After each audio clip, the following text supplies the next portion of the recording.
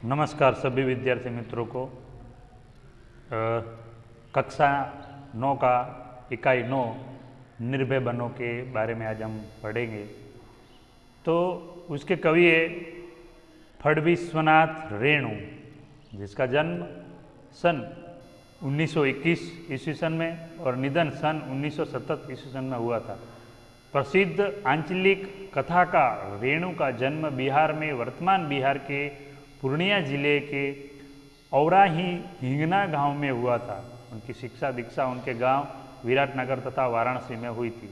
उन्होंने भारत तथा नेपाल के स्वाधीनता आंदोलन में भी सक्रिय भाग लिया था तथा कारावास भोगा था, मतलब जेल में भी वो गए थे।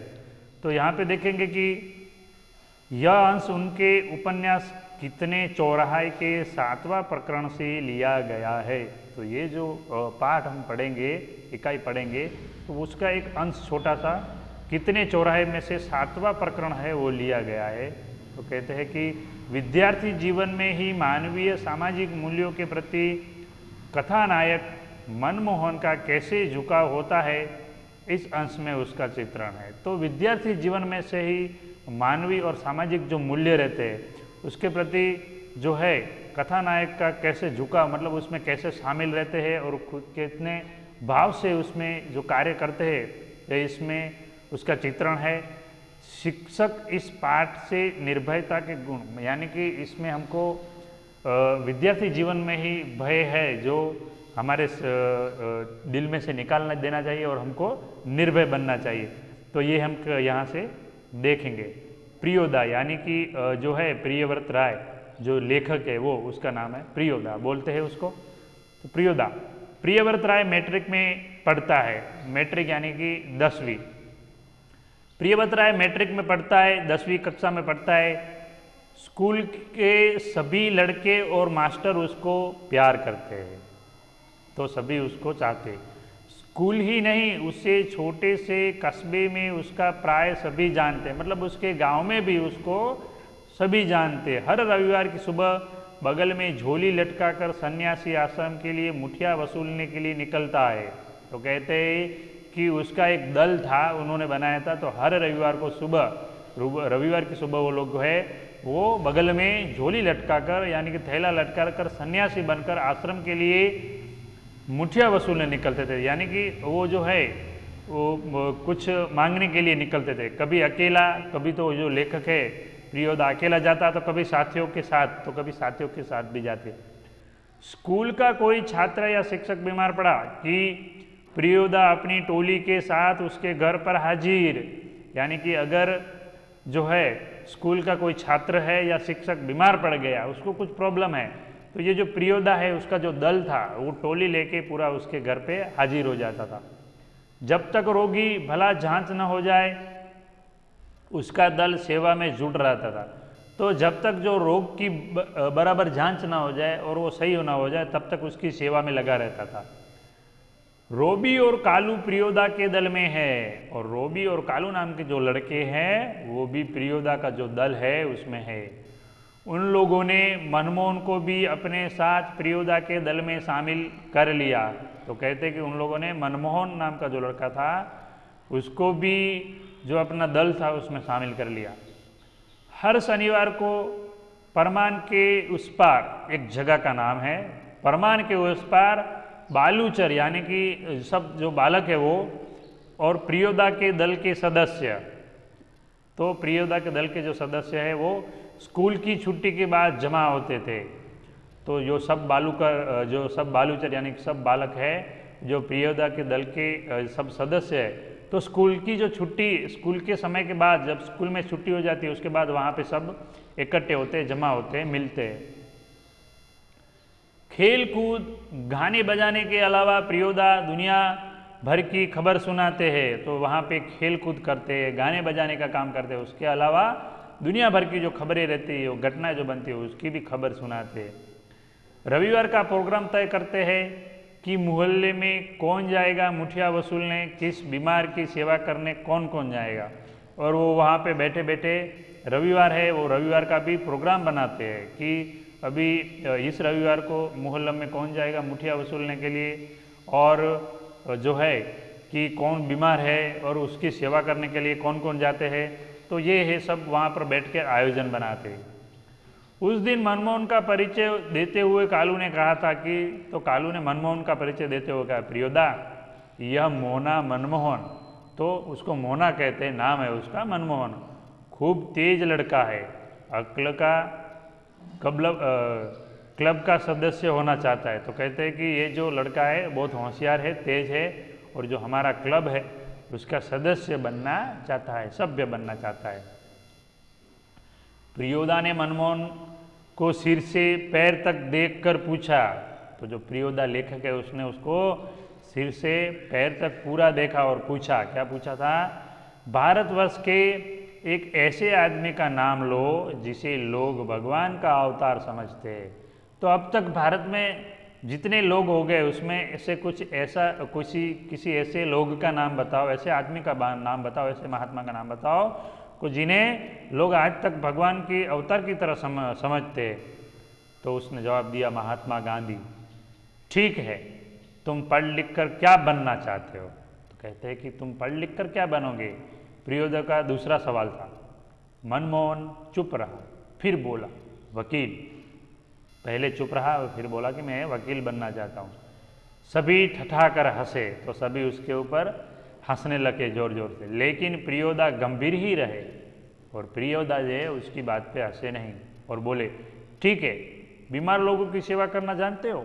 तो जो बीमार रहते हैं उन लोगों की सेवा करने के लिए तुम जानते हो, सीख ले, शाबाश। यदि रोगी हैजा से पीड़ित हो, हैजा यानी कि कोलेरा, जो कोलेरा नाम की बीमारी है उसे हिंदी में हैजा कहते हैं। तो कहते हैं कि शाबाश, यदि रोगी हैजा से पीड़ित हो, तो अगर कोलेरा से पीड़ित हो तो क्या करोगे? मनमोहन चुप रहा और वो चुप रहता है क्योंकि हैजा के नाम से ही उसे डर लगने लगता था। कोलेरा उस समय ऐसी भयानक बीमारी थी कि उसके नाम से ही उसको डर लगने लगता था। गाना जानते हो? जी। तैरना? तो प्रियोदा उसको सवाल पूछता है कि गाना जानते हो? तो बोलता है हाँ। और तैरना? तो कहता है कि जी नहीं, मैं तैरना नहीं जानता।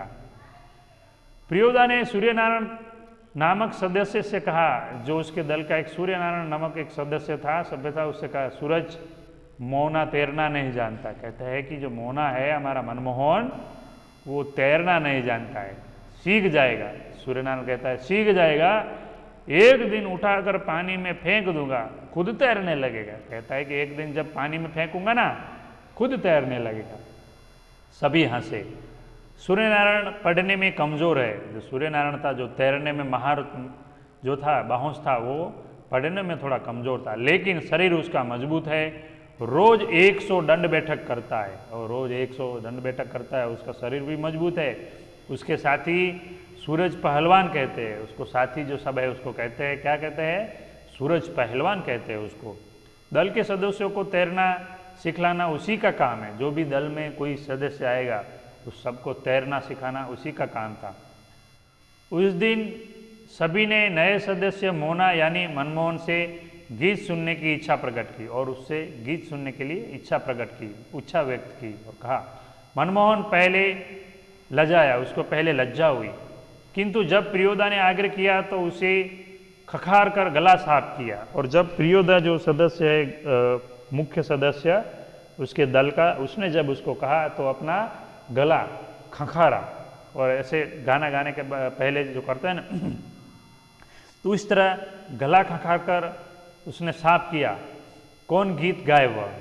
तो कहता है कौन सा गीत गाए वह? उसने शुरू किया, राम रहीम न जुदा करो भाई, दिल को सच्चा रखना जी। कहते हैं राम और रहीम जो है उसको कोई जुदा ना करो और दिल जो है अपना सच्चा रखो।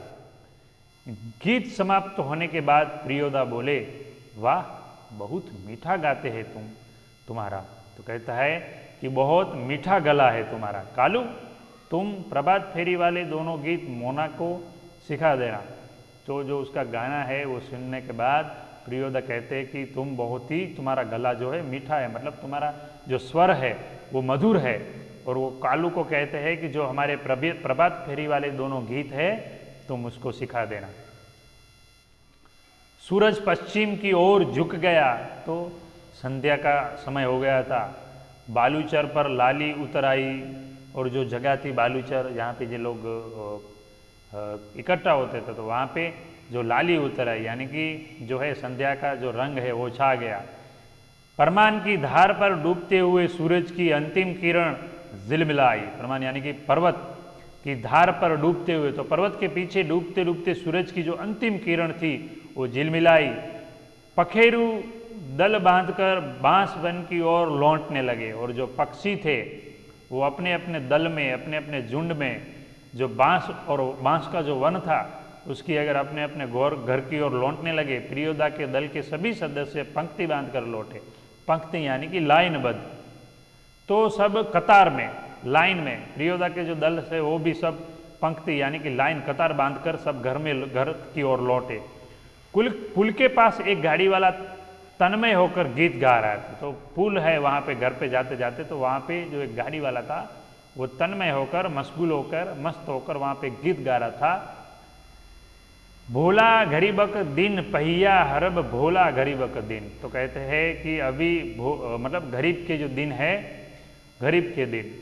सूरज ने भी उसी सुर में सुर मिलाकर गाना शुरू कर दिया, और जो सूरज था जो शरीर में सही था और जो तैरने में मास्टर था, माहिर था, उसने भी मिलकर गाना शुरू किया। क्या किया? एकटा जे लोटा छल, बेटा छल तीन पनिया, पिबेत काल लोटा लेलक छीन। तो उसने भी उसके सुर में मिलाकर गीत गाया। कृत्यानंद झा ने कहा, कृत्यानंद झा जो था उसका दल का, उसने कहा विद्यापति की लाचारी है। मतलब जो विद्यापति जो है मैथिली शरण गुप्त जो कवि है उसको विद्यापति कहते हैं। तो उसकी लाचारी है कि भाई तुम अब संगीतकार हो गए, मतलब इतने गाना गाने लगे। लाचारी मतलब उस पर ठठाए, मजाक करने लगे।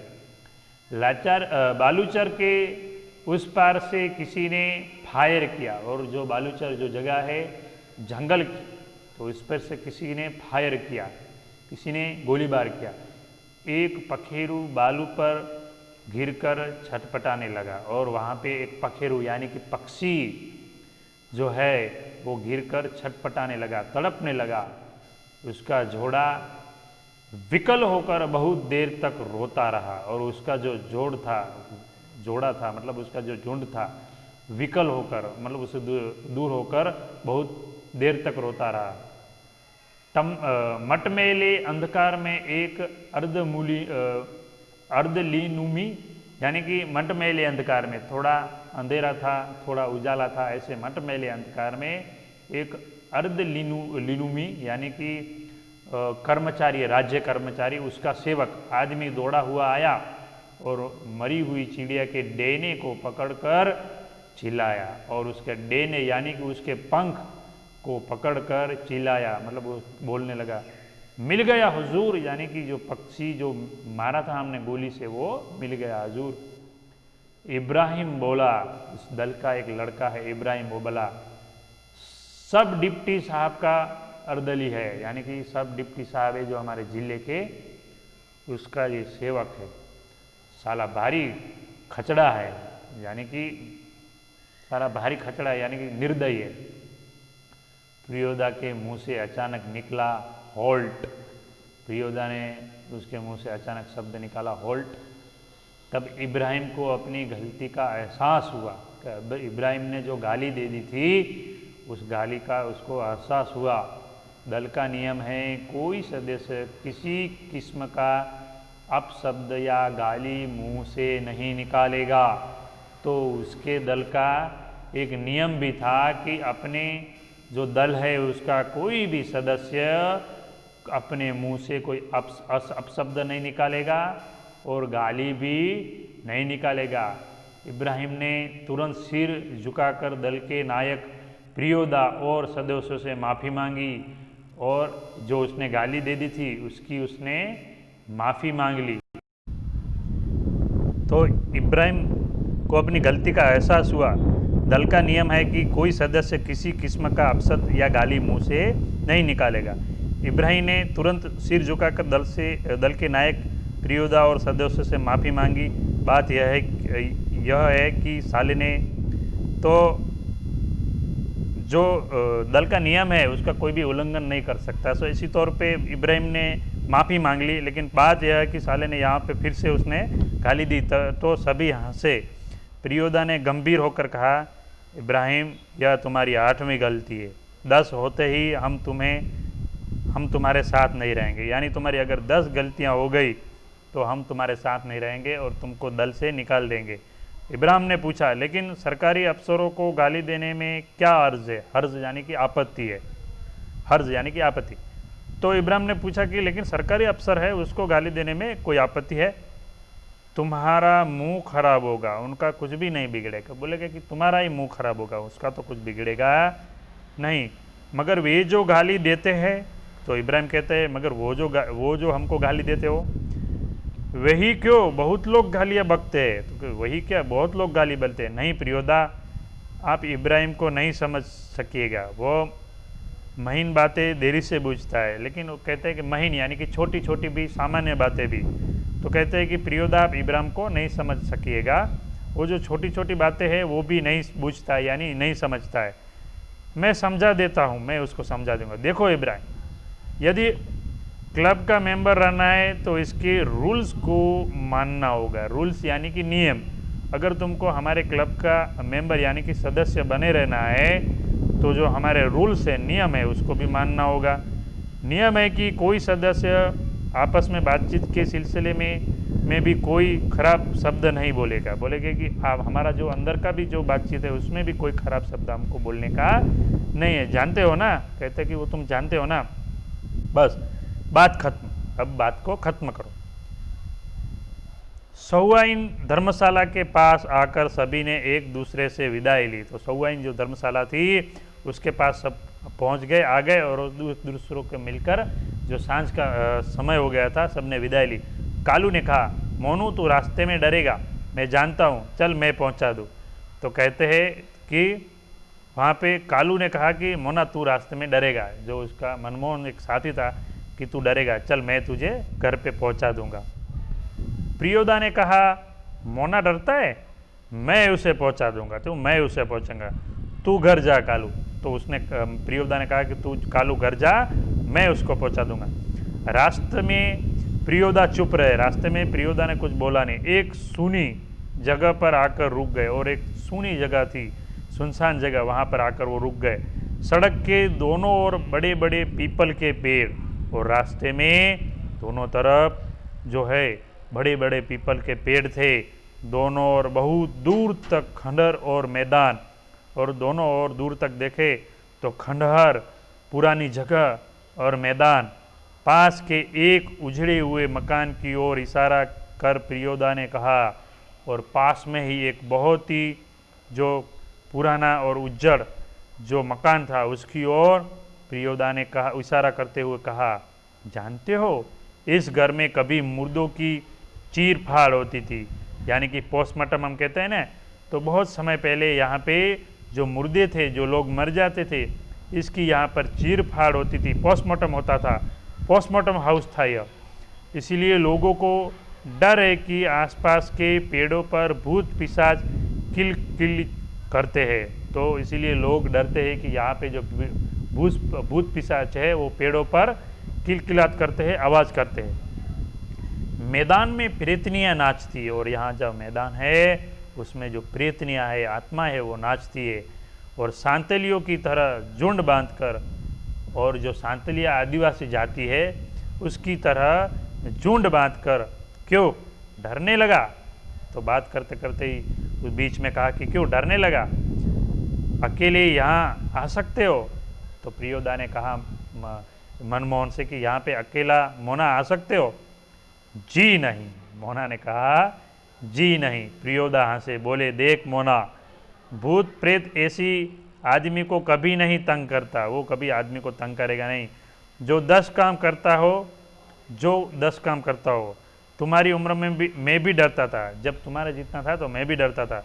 मेरे गुरु महाराज ने मुझे हंसकर कहा कि 10 का काम करने वाला तो खुद बुद्ध होता है। तो उसके जो 10 नियम है सदस्य के दल के वो नियम पर चलने वाला आदमी तो खुद भूत होता है, तो उसे क्या भूत डरेगा, उसको भूत का क्या डर हो सकता है। चलो शुरू करो, तो वह गाना जो गाना तुमने गाया था वो शुरू करो। राम रहीम ना, मनमोहन गाने लगा, राम रहीम ना जुदा करो भाई, दिल को सच्चा रखना जी ई करके। तो उसका जो गाना था वो गाने लगा और फिर वो चल पड़े। तो धन्यवाद। सभी जो शब्दार्थ और टिप्पणी है, मुहावरे और स्वाध्याय अपनी हिंदी की बुक में लिख लेने का है।